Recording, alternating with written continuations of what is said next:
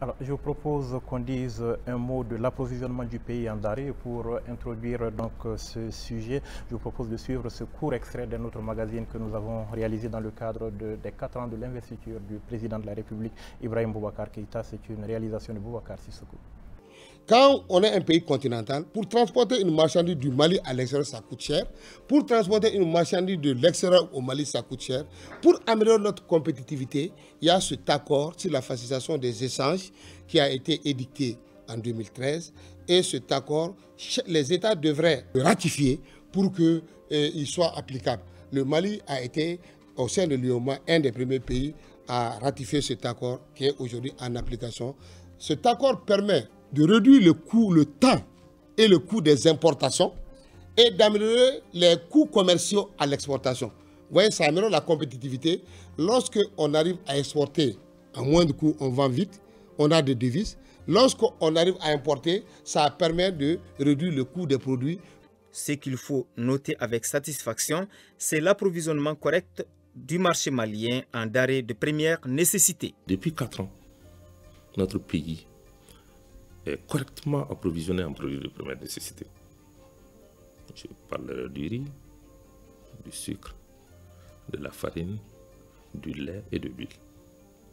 Il y a certainement eu des variations de prix à certains moments. Et même là, l'État a toujours intervenu. Parce que certains produits, les prix de certains produits sont décidés ailleurs. Donc nous sommes souvent obligés de procéder à des régulations à ce niveau, à travers des exonérations douanières, des subventions souvent, pour que le panier de la ménagère ne puisse pas en réalité souffrir de ces augmentations qui sont souvent, comme je l'ai dit, décidées ailleurs. Lorsque les produits coûtent très cher sur le marché international, les denrées alimentaires, nous appliquons des valeurs administratives. Des valeurs administratives, c'est quoi? Vous achetez le produit à un prix élevé sur le marché, mais on fixe une valeur intermédiaire au Mali qui permet au consommateur final de l'acheter à un prix raisonnable. Et dans ce cas, il y a un cahier de charges qui est établi entre l'opérateur économique bénéficiaire de l'importateur et l'État pour que ce produit-là importé, dédouané sur la valeur administrative, soit vendu au prix convenu entre lui et l'État. Au cas contraire, il viole ses engagements parce que l'État a renoncé à une partie de ses droits en réduisant la base taxable pour soulager le consommateur qui n'a pas les moyens. Monsieur le ministre, l'approvisionnement du pays et les subventions, dites-nous aujourd'hui combien cela coûte et quel impact sur le panier de la ménagère? C'est difficile de vous dire combien coûtent de façon générale les subventions. Par secteur ou d'activité, j'ai des chiffres en tête. Sur la question des subventions, par exemple, tout ce qui concerne les intrants par rapport aux engrais pour l'agriculture, nous sommes cette année, en 2017, à 38 milliards de francs CFA. Et 2018, on parle de 43 milliards de francs CFA. Mais les différents denrées de première nécessité qui ont été énumérées par le ministre du Commerce, par exemple le riz, le sucre, la farine, bénéficient, justement pour pouvoir alimenter le pays entier, bénéficient d'exonération, ou bénéficier d'exonération, pour que ces produits-là puissent arriver facilement dans notre pays. Bénéficier, vous avez conjugué au passé? Oui, parce qu'il y a certaines exonérations que nous avons arrêtées. Mais quand les exonérations discrétionnaires qui existaient sur certains de ces produits ont été stoppées parce que c'était un manque à gagner extraordinaire pour l'État. Mais il y a des exonérations qui sont d'ordre communautaire, qui existent toujours. Quand vous prenez le sucre, il y a ce qu'on appelle le programme de jumelage qui existe, qui a deux objectifs, qui permet de limiter le prix du sucre à un niveau qui soit abordable pour la population, mais en même temps qui permet de protéger deux unités industrielles importantes que nous avons dans notre pays, Soukala et Nsoukala. Donc il y a des mesures d'accompagnement que le gouvernement met en place pour faire en sorte que nous ne manquions pas de ces produits-là. Et à votre avis, elles donnent des résultats, ces mesures? Oui, je n'ai pas entendu parler d'un déficit sur ces denrées de première nécessité. Donc la quantité est là, disponible. Quand vous prenez froidement les prix et que vous faites une comparaison par rapport aux prix qui sont observés dans d'autres pays limitrophes, nous avons des prix qui sont inférieurs. Mais nous reconnaissons qu'il n'y a pas un contrôle effectif qui est fait peut-être sur l'ensemble du territoire et parfois des prix peuvent varier. Mais ça, ce n'est pas non plus contraire à la loi. Nous sommes rentrés dans une libéralisation des prix. Mais il y a des efforts qui sont faits pour faire en sorte de maintenir le prix à un niveau qui soit acceptable et abordable pour la ménagère. Une toute dernière question sur le chapitre commerce avec l'informel, Mame Diarra Diop. Alors, Monsieur le ministre, quelle est aujourd'hui la part du secteur informel dans l'économie malienne et quelles ont été les actions qui ont été prises en faveur des déguerpis depuis fin 2016? Alors ça, c'est la part du secteur informel dans notre économie. Je ne peux que répondre. Elle est difficile à évaluer. Oui. On ne peut que dire qu'elle est importante. Mais ce n'est pas une si mauvaise chose en soi. Dans un pays, il faut de l'informel parce que ça fait vivre quand même une bonne partie de notre population. Il faut de l'informel, mais il faut aussi s'intéresser à une catégorie d'agents économiques qui se sont volontairement retrouvés dans l'informel, alors même qu'ils sont passés par des processus formels de création d'entreprises. Il y a des entreprises qui se créent, des petites entreprises qui se créent dans notre pays, et qui disparaissent des radars après, qui se retrouvent dans l'informel, échappent à l'administration fiscale, etc. C'est à eux que nous nous intéressons. Et pour pouvoir justement mobiliser plus de recettes. Et il y a des mesures qu'on a mises en place pour les inciter à se formaliser ou à se reformaliser. L'impôt synthétique, la logique qu'il y a derrière, c'est cela. Et parlons des déguerpis. Quelles ont été les actions prises en leur faveur après l'opération qui a débuté en fin 2016? Le gouvernement a pris certaines mesures, déjà pour les relocaliser. Et je pense que c'est visible pour tout le monde aujourd'hui, ça a été fait. Et il y a un accompagnement qui a été fait par le gouvernement, à peu près un peu plus d'1 milliard de francs CFA. Il y a d'autres mesures qui sont en cours.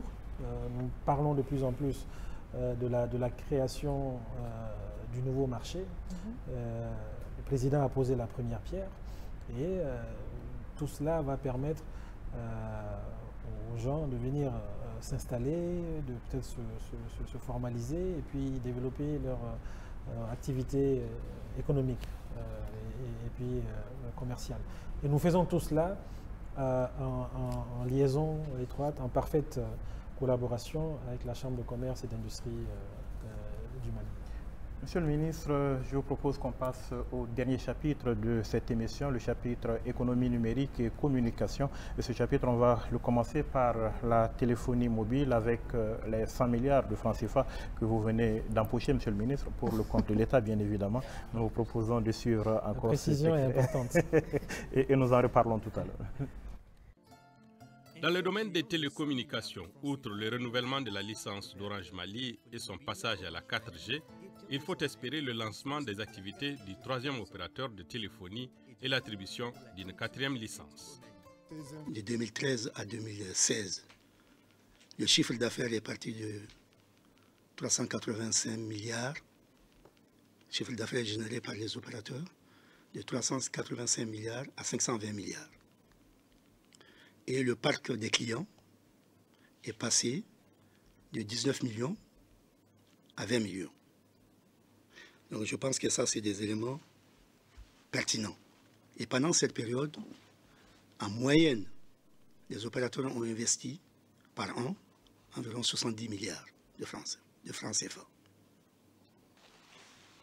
Il y a eu l'effectivité du renouvellement de la licence de Orange Mali. et son extension à la 4G.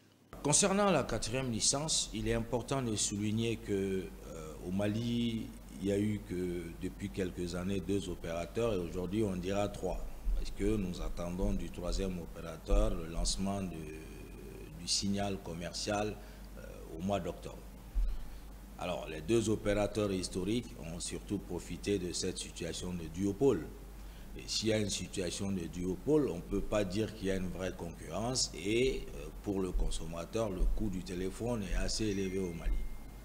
Avoir un autre opérateur, un autre entrant voudrait dire quoi? C'est de créer des emplois pour le Mali, avoir des ressources additionnelles pour le trésor public, les impôts, et en plus, ça créera de l'émulation et de la concurrence. Et qui dit concurrence dira bien sûr qu'il y aura une baisse du coût de la communication téléphonique. C'est un dossier qui est attendu.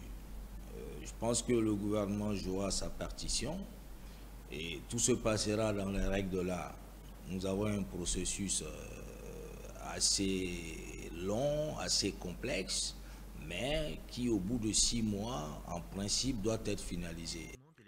Plus de 80 milliards de francs CFA ont été investis dans les infrastructures informatiques et dans les formations de haut niveau. Les télécommunications, Monsieur le ministre, la téléphonie mobile notamment, un secteur qui connaît beaucoup d'essor aujourd'hui. Là-dessus, la première question avec Mohamed Attaher. Monsieur le ministre, on vient de le voir, dans le domaine de la communication, il y a des efforts importants. Mais aujourd'hui, sont nombreux les Maliens, le ministre l'a dit, qui parlent de cherté du coût du téléphone. Qu'est-ce que vous répondez par rapport à ça? Le coût du téléphone, la cherté du coût du téléphone. Je pense que le ministre en charge de l'économie numérique a déjà expliqué le problème et à travers ce mécanisme de duopole qui existait et qui a ses désavantages. Il peut y avoir je ne dis pas que c'est ce qui est observé au Mali, mais un mécanisme de duopole peut créer une collusion entre les 2 opérateurs et qui fait que le prix est le coût à un niveau qui est élevé et qu'on n'arrive pas à faire descendre. Donc permettre l'arrivée d'autres opérateurs sur ce marché-là, dans ce secteur-là, va contribuer in fine à faire baisser les prix, j'en suis sûr. Et il a déjà parlé du 3e opérateur, dont la présence est déjà effective. On est en train d'aller vers l'octroi d'une 4e licence. A priori, en 2018, donc, il y aura un 4e opérateur.